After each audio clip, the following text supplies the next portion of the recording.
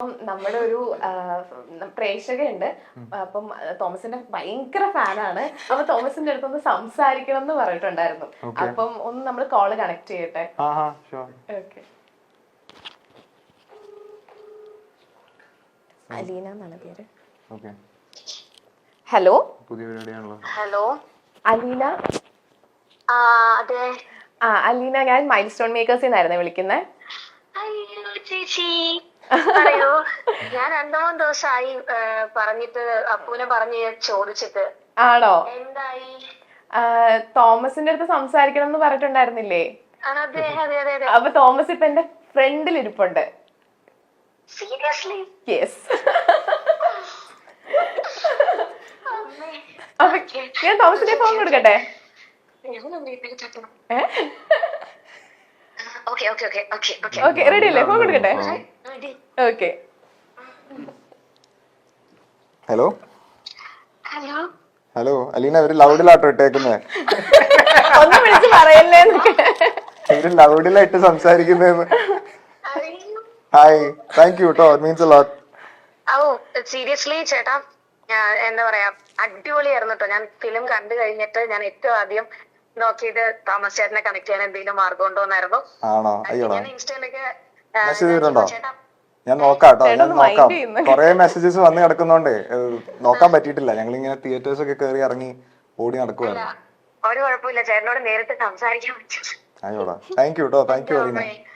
അടിപൊളിയായിരുന്നു, പെർഫോമൻസ് ഒന്നും പറയാനില്ല. പിന്നെ ഞാൻ ഇവരോട് പറഞ്ഞായിരുന്നു ജസ്റ്റ് 1-2 കാര്യങ്ങളൊക്കെ ചോദിച്ചോട്ടെ എന്ന്. പെർമിഷൻ ഉണ്ടെന്ന് എനിക്ക് തോന്നുന്നു. ആണോ? ദൈവമേ. ഓക്കെ, ചോദിച്ചോ.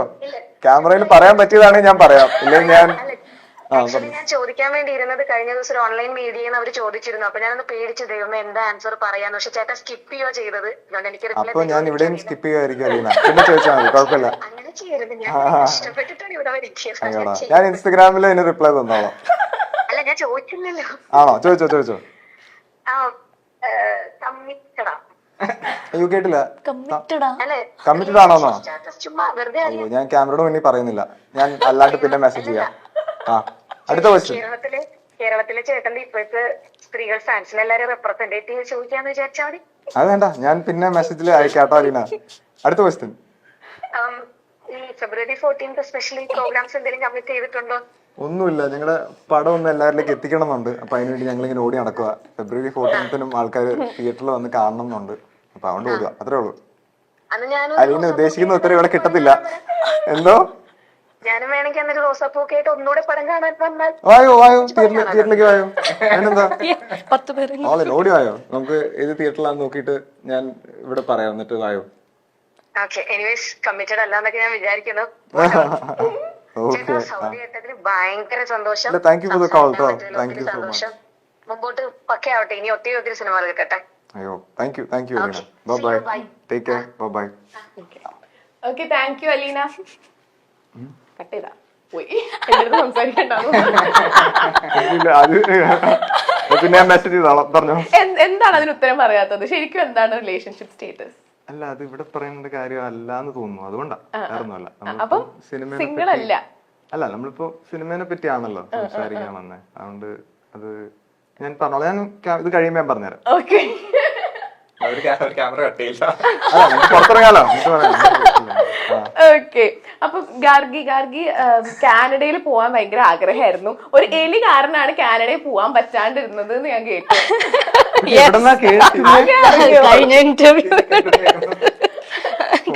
എന്താണ് എലി എന്താ ചെയ്തത്? എലി എന്റെ ബർത്ത് സർട്ടിഫിക്കറ്റ് തിന്നു. അപ്പോ ബർത്ത് സർട്ടിഫിക്കറ്റ് ഇല്ലാത്തതുകൊണ്ട് എനിക്ക് പാസ്പോർട്ട് എടുക്കാൻ പറ്റിയില്ല. അപ്പൊ 2ാമത് ബർത്ത് സർട്ടിഫിക്കറ്റിന് അപ്ലൈ ചെയ്തു. അപ്പൊ അതില് എന്റെ അച്ഛന്റെ അമ്മയുടെ പേര് തെറ്റി. അപ്പൊ 3ാമത് ബർത്ത് സർട്ടിഫിക്കറ്റിന് അപ്ലൈ ചെയ്തു. അപ്പോഴേക്ക് ഞാൻ ഡ്രാമ സ്കൂളിലെത്തി.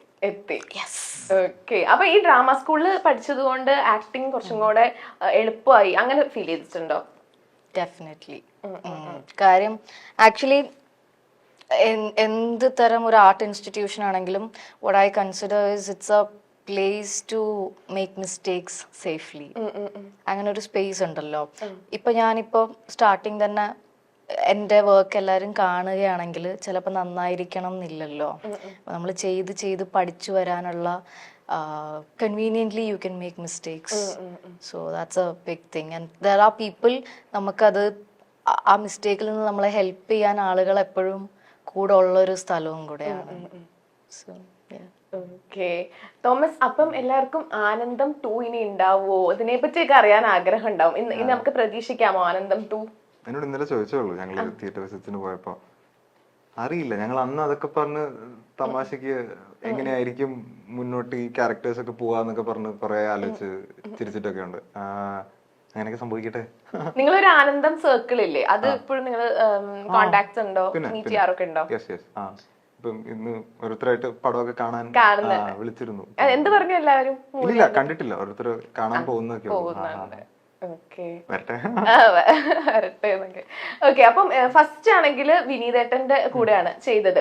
അത് കഴിഞ്ഞിട്ട് ദാ ജോജി ചേട്ടൻ, സുരാജ് ചേട്ടൻ എല്ലാവരുടെ ഒപ്പം ഇപ്പോ ഈ മൂവി ചെയ്തു. അപ്പൊ എങ്ങനെയാണ് ആ ഒരു ഗ്രോത്തിനെ എങ്ങനെ നോക്കി കാണുന്നത്? ഞാൻ ഒരു കാര്യം പെട്ടെന്ന് ഓർത്തപ്പോ, അപ്പം ആദ്യത്തിൽ വിനീതേട്ടനായിരുന്നു പറഞ്ഞല്ലോ. ഇതില് വിനീതേട്ടൻ ഞങ്ങളുടെ പ്രൊഡ്യൂസർ, ഇതില് ജോബി ചേട്ടനാ. അപ്പം ഞാൻ പിന്നീട് ആലോചിച്ചു, ആദ്യത്തെ പ്രൊമോ ഇതൊക്കെ കഴിഞ്ഞപ്പോഴാ, ഇപ്പം ജോബി ചേട്ടൻ വന്നില്ലായിരുന്നെങ്കിൽ ഈ പടം ഇപ്പൊ റിലീസ് ചെയ്യുന്ന പോലെ ആൾക്കാരിലേക്ക് ഇത്രയും തിയേറ്റേഴ്സ് ആയിട്ട് ഇങ്ങനെ റിലീസ് ചെയ്യാൻ ചിലപ്പോ പറ്റി കൊണ്ടൊന്നുമില്ല. അപ്പോ ഞാൻ ഹൗ പിവട്ടൽ റോൾ ജോബി ചേട്ടൻ ഇതിലുണ്ടെന്ന് പെട്ടെന്ന് ഞാൻ ആലോചിച്ചു. അപ്പം അത് മെൻഷൻ ചെയ്യണം എന്ന് തോന്നി. ഞാൻ കഴിഞ്ഞ ഇന്റർവ്യൂസിലൊന്നും തലയിൽ കൂടെ അങ്ങനെ പോയില്ല. കാരണം ഞാൻ അന്ന് ജോജനെ പരിചയപ്പെട്ടേ ഉള്ളൂ. ജോജൻ അങ്ങനെ സെറ്റ്സിലേക്ക് ഒന്നും അധികം അങ്ങനെ വന്നിട്ടില്ലായിരുന്നു. അപ്പം ഇനി ചോദ്യത്തിലേക്ക് വരാം. പിന്നെ ഈ ആക്ടേഴ്സ് ആയിട്ട് വർക്ക് ചെയ്തപ്പോ എങ്ങനെയാണ് ആ ഒരു ഗ്രോത്തിനെ? ഞാൻ അന്ന് കുറച്ചും കൂടെ അന്ന് ഞാൻ ആകെ വർക്ക് ചെയ്ത സീനിയർ ആക്ടർ നിവിൻ ചേട്ടനായിരുന്നു. അപ്പം നിവിൻ ചേട്ടനൊക്കെ ആയിട്ട് വർക്ക് ചെയ്യുമ്പം ഫാൻ ബോയ്, വൻ ഫാനാണ്. അപ്പം കൂടുതലും എക്സൈറ്റ്മെന്റും നെർവസ്നെസ്സും പിന്നെ പെട്ടെന്ന് കഴിഞ്ഞു പോയി. ഇവരോട് വർക്ക് ചെയ്തപ്പോൾ ഞാൻ ഇവര് കൂടുതലും എങ്ങനെ ഓരോ കാര്യങ്ങൾ ഹാൻഡിൽ ചെയ്യുന്നതെന്നും, ഇപ്പോ ഞാൻ നേരത്തെ ഒരു ഇന്റർവ്യൂവിൽ പറഞ്ഞതാ, സുരാജ് ചേട്ടൻ അവിടെ ഒരു ചെറിയൊരു കമോഷൻ ഉണ്ടായപ്പോ ഞങ്ങളൊരു റോട്ടിൽ ഇങ്ങനെ ഷൂട്ട് ചെയ്യും. അപ്പൊ സൈഡ് എല്ലായിടത്തും ബ്ലോക്ക് ചെയ്തിട്ടൊക്കെ ഷൂട്ട് ചെയ്യുന്നത്. അപ്പൊ അവിടെ ചിലര് ചെറിയ ഹാർഷ് ആയിട്ടൊക്കെ സുരാജ് ചേട്ടനോട് സംസാരിക്കുകയൊക്കെ ഉണ്ടായി. അപ്പൊ ഷൂട്ട് തടസ്സപ്പെടുത്താനൊക്കെ അപ്പം അത് പുള്ളിക്കാരൻ ഹാൻഡിൽ ചെയ്ത രീതി, അപ്പൊ അങ്ങനെ കുറെ ലേണിങ്സ് ഉണ്ട് ഇവരെ നമ്മൾ കാണുന്നുണ്ട്. അപ്പൊ അങ്ങനത്തെ ഓരോന്നൊക്കെ ഇങ്ങനെ ഞാൻ എടുത്തു വെക്കുന്നുണ്ട്. അപ്പം നാച്ചുറലി ഗ്രോത്ത് ഉണ്ടെന്ന് തോന്നുന്നു. ഓക്കെ. അപ്പം നിവിൻ ചേട്ടനെ പറ്റി പറഞ്ഞല്ലോ. അപ്പം ആ ആനന്ദത്തിലാണെങ്കിൽ നിവിൻ ചേട്ടന്റെ ക്യാരക്ടർ നമ്മൾ എല്ലാവരും ആഗ്രഹിക്കും അതുപോലത്തെ ഒരു ബ്രദറിനെ കിട്ടാൻ വേണ്ടിയിട്ട്. ഭയങ്കര കൂൾ ചില്ലായിട്ടുള്ള ഒരു ബ്രദർ. അപ്പം ശരിക്കും എങ്ങനെയാണ് ഒരു ബിഗ് ബ്രദറിനെ പോലെയാണ് നിവിൻ ചേട്ടനെ കാണുന്നത്? പിന്നെ അന്ന് ഞങ്ങള് ഷൂട്ട് ചെയ്യുമ്പോഴൊക്കെ ഭയങ്കര എന്താ പറയാ സ്നേഹത്തോടെ ആയിരുന്നു. ഇപ്പം എന്റെ ഭാഗത്തുനിന്ന് ഞങ്ങള് സീനിൽ തന്നെ എന്റെ കയ്യിൽ നിന്നൊക്കെ ഇത് പോയിട്ട് ആകെ കുളമായൊരു സമയം ഉണ്ടായിരുന്നു. അപ്പം he was very cool about it. അത് കഴിഞ്ഞിട്ട് പിന്നെ ഞങ്ങള് സീൻ നന്നായി ചെയ്തു. അത് നന്നായി വന്നപ്പോ എല്ലാരും കൈയിടിയും, അതൊക്കെ രസമായിരുന്നു. പിന്നീട് കോണ്ടാക്ട് ചെയ്തിട്ടുണ്ട് എപ്പോഴെങ്കിലും? ഇല്ല, ഞാൻ പൊതുവേ അതിലങ്ങനെ ഇച്ചിരി പുറകോട്ടാ. ഞാൻ അങ്ങനെ കീപ്പ് ചെയ്യാനൊക്കെ ഇച്ചിരി പുറകോട്ടാ. പക്ഷെ പിന്നെ കണ്ടിട്ടുമില്ല അങ്ങനെ പറയുമ്പോ എവിടെ. ഇല്ല. വിനീതേട്ടനായിട്ട് കോണ്ടാക്റ്റിലുണ്ട്. വിനീതേട്ടൻ ഞങ്ങളുടെ കൂടെ ഉണ്ടായിരുന്നല്ലോ പലപ്പോഴായിട്ട്. അതുകൊണ്ടാണ് നിവിൻചേട്ടൻ അന്ന് വന്ന് വർക്ക് ചെയ്ത് പോയി എന്നേ ഉള്ളൂ. ഞാൻ അങ്ങനെ പുറകോട്ടാണ് ഇച്ചിരി അങ്ങനത്തെ കാര്യങ്ങൾ. വിനീതേട്ടനോട് ഞാൻ ആദ്യത്തെ പോസ്റ്റർ ഇറങ്ങിയപ്പോ തന്നെ അയച്ചു കൊടുത്തു. ഈ ലവ്. എന്നിട്ട് ഷെറിനെ മെസ്സേജ് ചെയ്യാനൊക്കെ എന്റെ അടുത്ത് പറഞ്ഞു. ഞാനിപ്പോ ഷെറിനെ അയച്ചു കൊടുത്തായിരുന്നു. അങ്ങനെ കണ്ടിട്ട് കോളേജിലെ സൗഹൃദവും പ്രണയവും ഒക്കെ പറഞ്ഞുകൊണ്ട് നമുക്ക് മുന്നിലേക്ക് എത്തിയ സിനിമയാണ് ആനന്ദം. ഒരു കൂട്ടം ചെറുപ്പക്കാരുടെ ചിത്രമായിരുന്നു ആനന്ദം. ഇതിലെ ഓരോ കഥാപാത്രങ്ങളെയും നമുക്ക് ഇന്നും ഓർമ്മയുണ്ട് അല്ലേ? 2016 സിനിമ റിലീസ് ചെയ്തത്. ഗണേഷ് രാജ് ആണ് ചിത്രം സംവിധാനം ചെയ്തത്. പ്രൊഡ്യൂസ് ചെയ്തത് വിനീത് ശ്രീനിവാസനാണ്. സിനിമയിൽ നിവിൻ പോളി ഒരു ഗസ്റ്റ് ക്യാരക്ടറായിട്ടും എത്തുന്നുണ്ട്. ഇതിലെ ഓരോ ക്യാരക്ടേഴ്സിനെയും നമുക്ക് ഇന്നും പരിചയമുണ്ട്. ഇതിലെ പല താരങ്ങളും ഇന്ന് വളരെ ഉയരങ്ങളിലാണ് ഉള്ളതും. സിദ്ധി, അരുൺ കുര്യൻ, വൈശാഖ് നായർ, റോഷൻ മാത്യൂസ്, അന്നു ആന്റണി തുടങ്ങിയവരെല്ലാം ഇപ്പോൾ സിനിമയിൽ സജീവമാണ്. അതിൽ ഏറ്റവും ശ്രദ്ധിക്കപ്പെട്ട ഒരു കോളേജ് ചോക്ലേറ്റ് ബോയ് ആണ് തോമസ് മാത്യു അക്ഷയ് എന്ന കഥാപാത്രമായിട്ടാണ് എത്തിയത്. ശരിക്കും പറഞ്ഞാൽ ഒരു കോളേജിലെ ഒരു പയ്യന് വേണ്ട എല്ലാ കുസൃതിയും സങ്കടവും ദേഷ്യവും പ്രണയവും എല്ലാം കണ്ണിൽ ഒളിപ്പിച്ചുകൊണ്ടെത്തിയ അക്ഷയെ നമ്മൾ ആരും മറക്കാനിടയില്ല. അക്ഷയോട് അന്നും ഇന്നും ചിലർക്കെങ്കിലും ഒരു ക്രഷ് തോന്നിയിട്ടുണ്ടായിരിക്കാം. അക്ഷയ് കമ്മിറ്റഡ് ആണോ എന്നാണ് ഇപ്പോൾ എല്ലാവരും ചോദിക്കുന്ന ചോദ്യം.